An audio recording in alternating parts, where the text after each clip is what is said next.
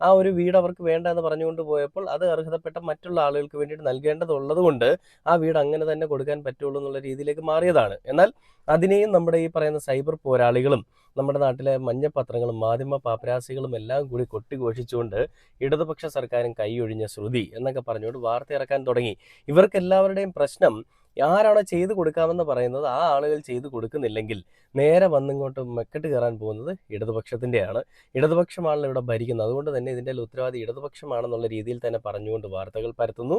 അങ്ങനെ തന്നെ ആവണം. പക്ഷേ എല്ലാ കൊള്ളരുതായ്മയും ഈ പറയുന്ന ഇടതുപക്ഷത്തിൻ്റെ മേളിലേക്ക് തന്നെ അടിച്ചേൽപ്പിക്കുക എന്ന് പറയുന്ന പ്രവണത അതത്ര നല്ലതല്ല.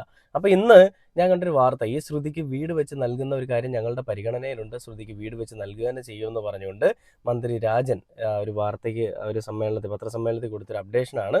ഞാൻ ആ ഒരു ഒരു വാർത്ത നിങ്ങളെ കാണിച്ചു തരാം. ശ്രുതിയുടെ രക്ഷകർത്താക്കളാണ് ഞങ്ങൾ, അല്ലെങ്കിൽ രക്ഷകർത്താക്കളാണ് സർക്കാർ എന്ന് പറഞ്ഞുകൊണ്ടാണ്